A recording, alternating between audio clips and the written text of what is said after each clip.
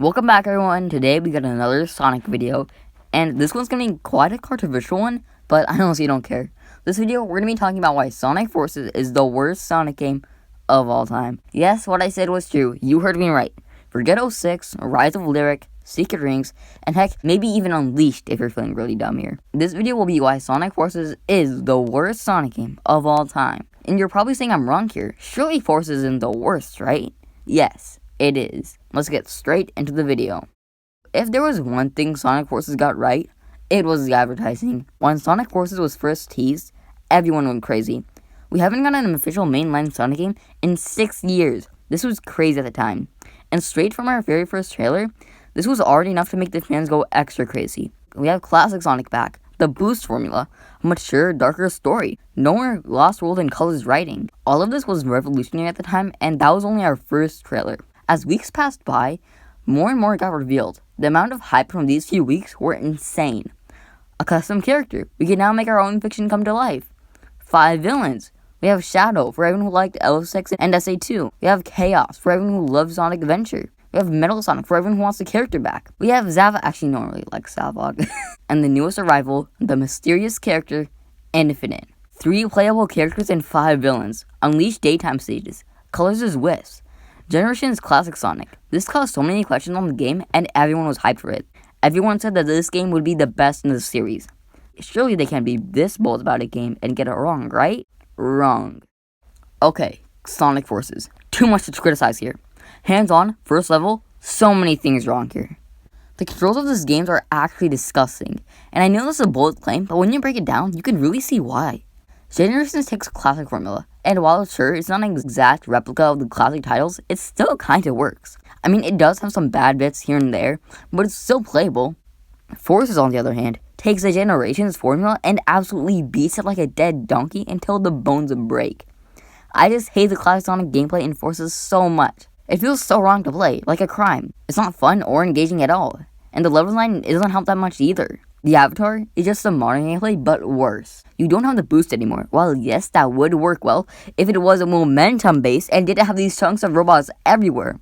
These wisp buttons are really bad too. Most of them don't conserve your momentum at all, making the choice of just simply jumping over enemies a lot safer and more reliable option.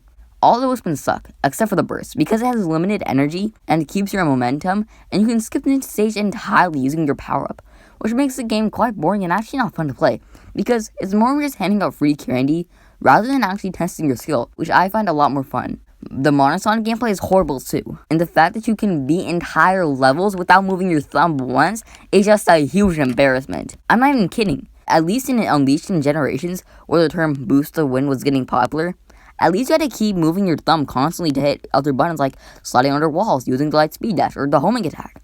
But this is just embarrassing. Forza takes the term boost to win to another level. It's not even funny. The modern gameplay isn't fun at all. You can't even turn your character when you jump. You can't air boost more than once. You can barely turn normally. Unleashed in Generations gave you the feel of Sonic, testing reflexes and switching between buttons to give that fast, accelerating adrenaline. Forces does the complete opposite of that. Put all these together, you get a classic Sonic that's a disgrace from the series, a boring avatar, and modern Sonic gameplay that doesn't even deserve being called gameplay. Say what you want, but tell me, is hitting 2 buttons and only those 2 buttons throughout an entire level numerous of times really called gameplay? I don't think so.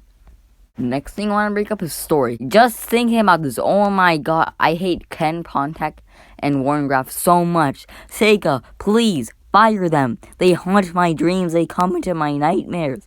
I'd even take Ken Penders over these 2. Ken darn Penders. I would do anything, please. Okay, so for the people who don't know, I'll go through it quick.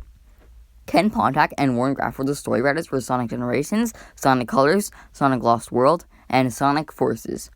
Now, if you take all the bad things from each game, what was the most major complaint? Let's take a look at the writers. You would expect Pontac and Graff to have some sort of strong effect on this franchise, or maybe a long-time fan and been studying the game for years, but nope. Literally, I'm not kidding when I say this, the way these 2 writers come up with stories for these games is by looking at gosh darn Wikipedia. This is not an exaggeration. They've even said it themselves. So you're telling me that the writers for these games took a quick glance at the most stereotypical version of these characters and just applied it to a story that doesn't even make canonical sense? And it's not even like the writers of games like SA2 and Unleashed who actually understand these characters left Sega for another company or just don't want to work for Sonic anymore. In fact, both of these writers state that they would love to work for Sonic games again.